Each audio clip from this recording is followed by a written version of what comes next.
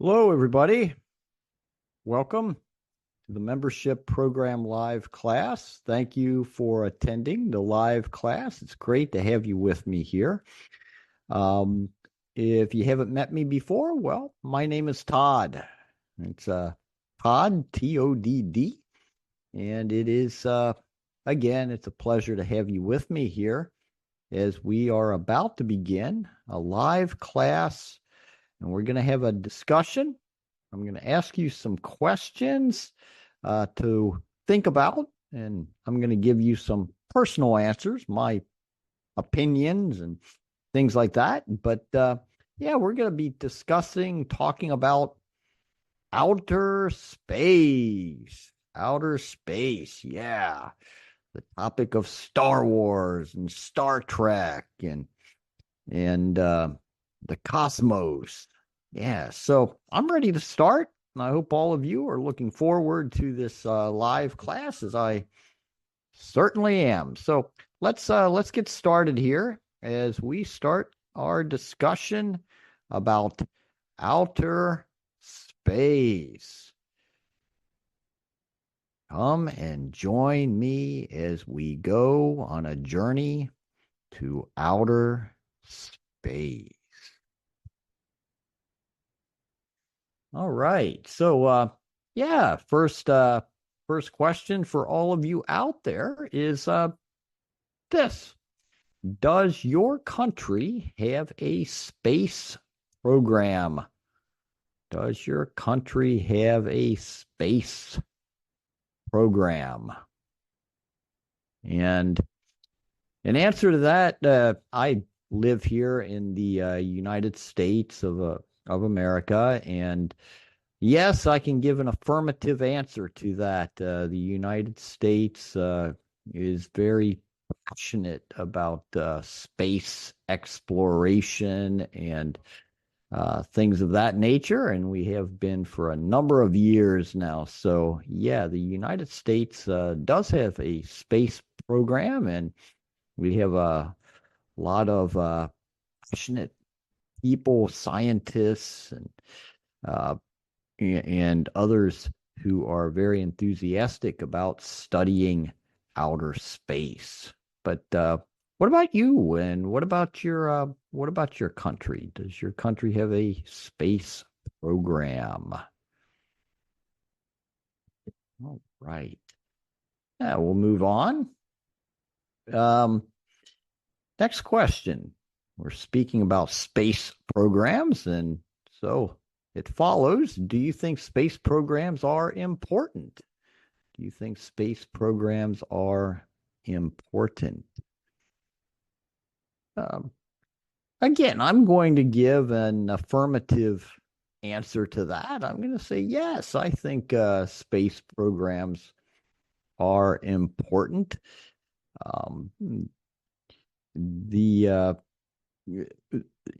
space is the great unknown. There's so much out there, and the scientists at least seem to learn more uh, every year, probably every day, as a matter of fact. And I remember when I was during my university years, I took an elective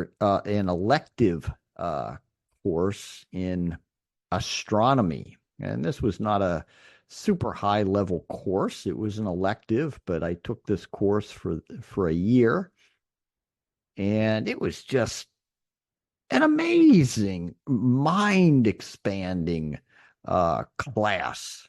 I had an excellent professor. The class was it was a large class. We had the class in an auditorium, as a matter of fact. It was a popular class, and yeah, it was just amazing, the vastness of outer space. It just, like I said, it was just mind expanding and mind blowing. And yeah, but I think space programs are important. I think that it's part of human nature to explore the great unknown, and space contains, there's so much out there that is just mysterious and mind blowing. But hey, what about you? Do you think space programs are important? Number three, do you like to look at the night sky? Do you like to look at the night sky? Yes, yes.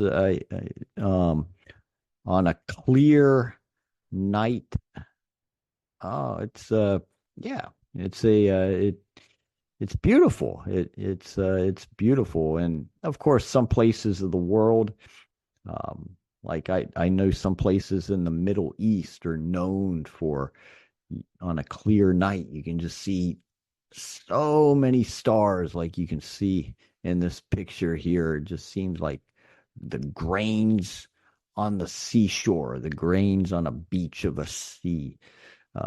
There's so many stars that you can see. So yeah, it's a beautiful sight, I think. Um, to look at a clear uh, sky at night. What do you think? Do you like to look at the night sky, see all the stars out there?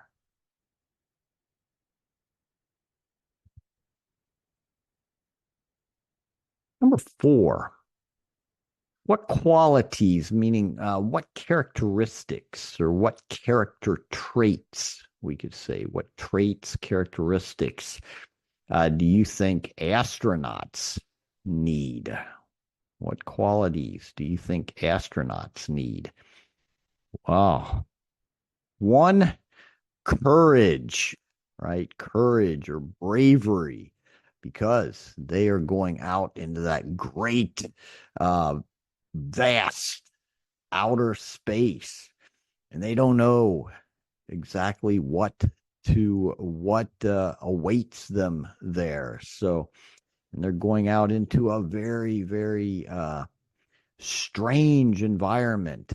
Uh, gravity forces are totally different, and so much mystery out there, and they don't and the risk that are involved, the equipment, if something goes wrong with the equipment, oh my gosh, it's so I would say the number one quality or character trait that an astronaut needs is courage, but of course not only courage, but they need curiosity, that they need that sense of what is out there, what is out there, what is there to find, what is there to learn. And so that inquisitiveness, that inquisitive spirit has to be with the astronaut. And yeah, and they have to be calm. I think they have to be calm, because for an astronaut has to sit in a particular position for long periods of time, and if you're not calm, if you're not patient, if you're not very well disciplined, that's not going to happen. That's going to be torturous. And so the astronauts, they have to be calm, and of course they have to be intelligent. They have to be intelligent. They have to know when they have to know certain things, and they have to be able to analyze certain things, and to assess where uh, potential dangers are, and how to respond appropriately and spontaneously. So yeah, a lot these qualities or characteristics, I believe, are absolutely necessary for astronauts. What do you think? What do you think about that? What are some other character traits that you think astronauts need? All right. Number five, if you could, would you like to travel to outer space for a vacation? If you could, would you like to travel to outer space for a vacation? Me? Yeah, sure. What? Yeah, sure. If I'd I'd like that if it wasn't a particularly dangerous, risky, high risk trip where the chance of survival was maybe 50% or less. But if it was just like a trip going to Florida, for example, yeah, sign me up. Sign me up. I'll go to outer space for a vacation. That I think would be amazing. That would be great. But again, if I have less than a 50% chance of surviving this trip, no, I'm not so interested in that. I don't think. But yeah, sign me up if it's a relatively low risk journey to outer space. I'm all for it. What about you? Would you like to travel to outer space for a vacation? One day, maybe possible. Maybe possible. Who knows? Number 6, do you believe in extraterrestrial life? Practice that pronunciation. There's a good word for you. Extraterrestrial. Extraterrestrial. By the way, this is this is a little beside the point here, but if you see a long word like this, extraterrestrial, and the pronunciation just looks intimidating or daunting or scary, break it into syllables. Okay, so just break it down. Extraterrestrial. Extraterrestrial. Say each syllable slowly. Extraterrestrial. And then begin to increase the speed so that it just comes out naturally. Extraterrestrial, extraterrestrial, extraterrestrial, extraterrestrial, and just proceed like that. Break it down, we say, break it down. Okay, that's a digression, a parenthesis there. But do you believe in extraterrestrial life? Uh, you know, um, most scientists do. Most scientists do. In that astronomy class that I was referring to, or that I referred to earlier, we spent actually 1/3 of the year um, exploring and talking about this particular topic, the uh, the possibility or the probability of extraterrestrial life out in the universe. Do I believe in it personally? No, I don't. I don't believe in it. I don't believe that there is life outside of planet Earth. Well, let me maybe some kind of there's a lot involved in this question because a lot really depends upon how you define life, how life is defined.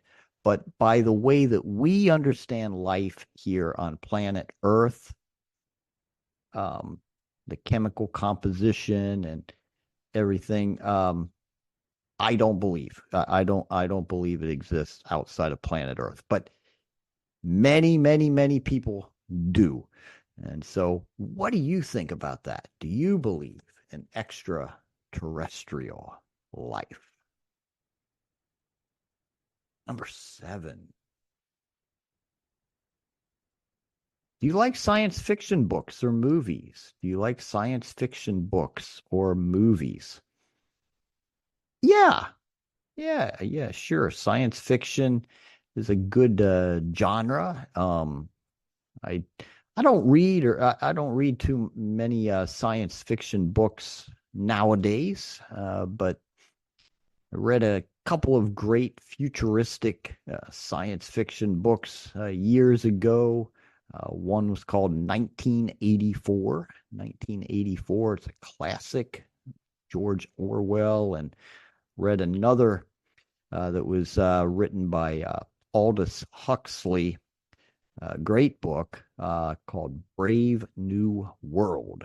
Brave New World, science fiction, futuristic book. Very, very intriguing, interesting. But I don't read many science fiction books these days, and I haven't seen many science fiction movies for a while. Of course, I've seen Star Wars and those great classic movies, and Star Trek, and uh, and those, and even the action hero, even the action hero, Spider-Man and Superman. These are science fiction. Um, in a sense, they are science fiction. So, and I enjoy those.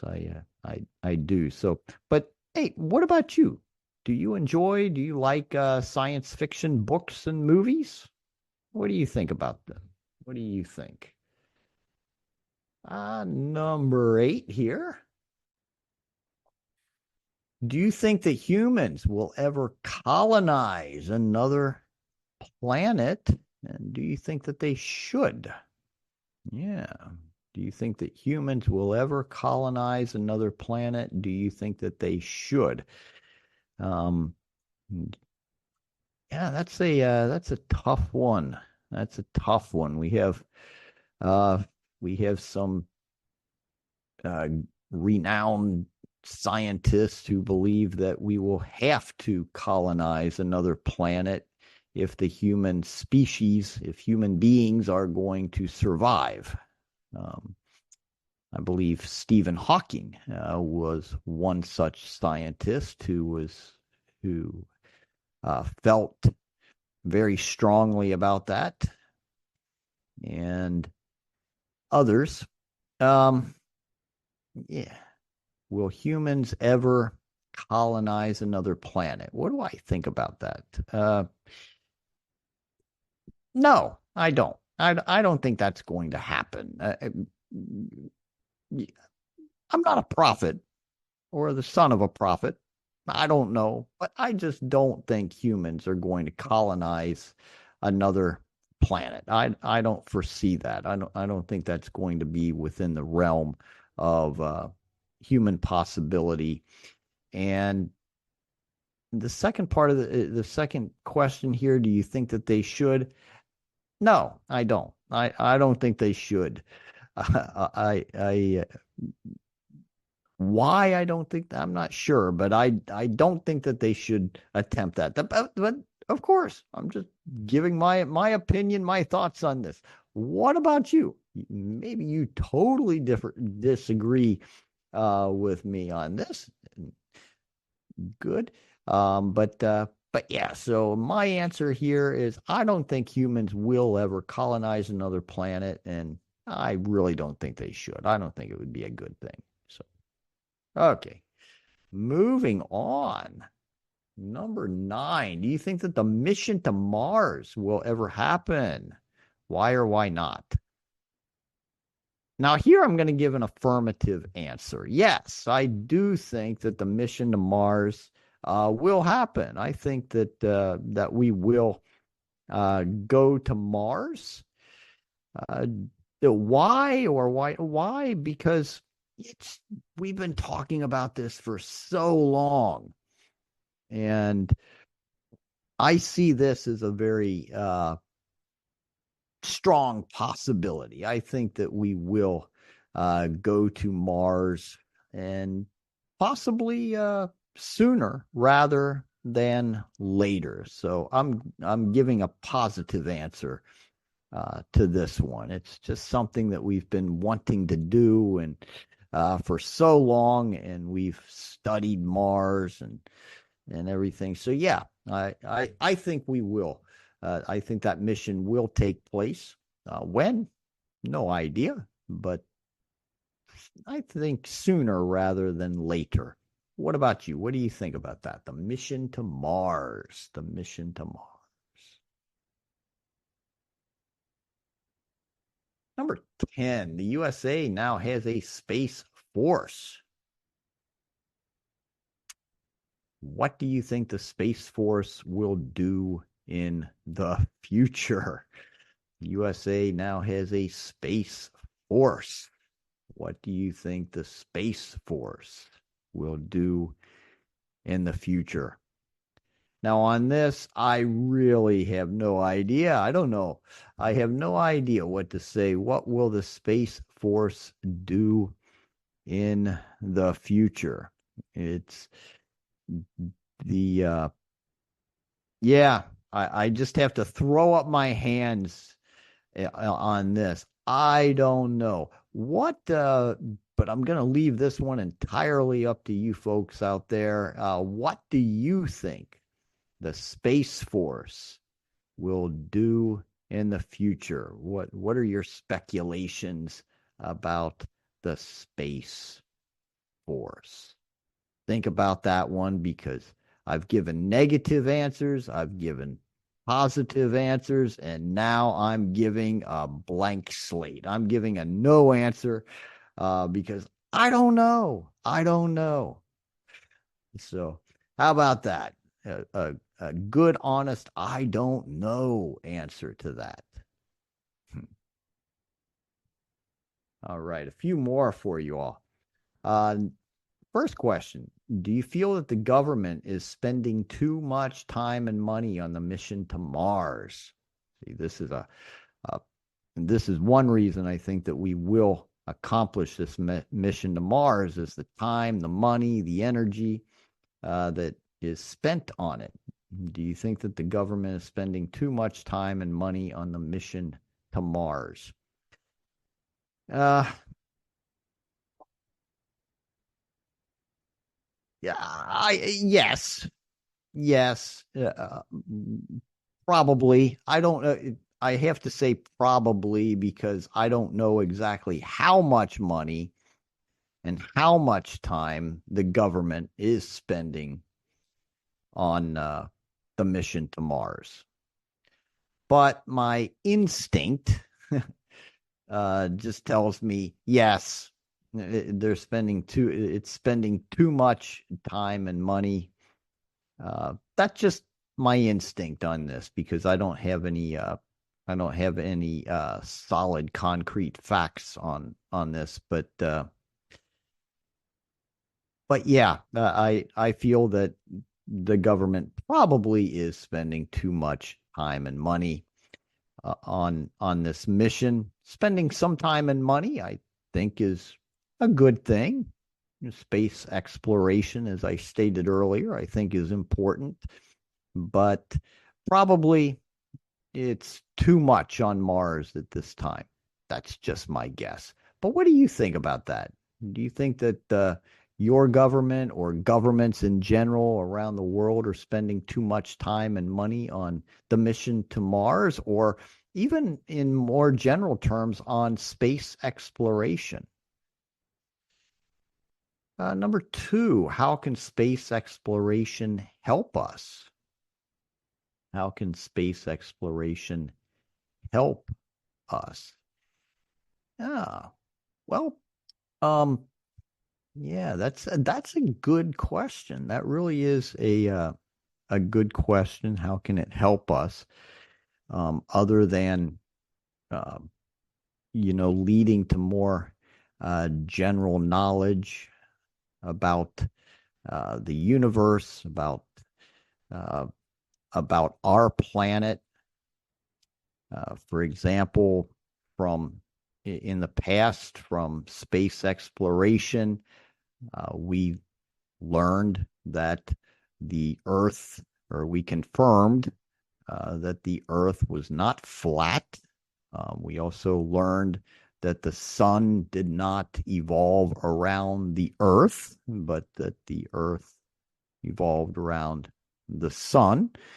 And so these kind of patterns um, are helpful to know. They can teach us some things about weather patterns. For example, we know, for example, that the moon affects the currents of the seas, and we have known these things for many years.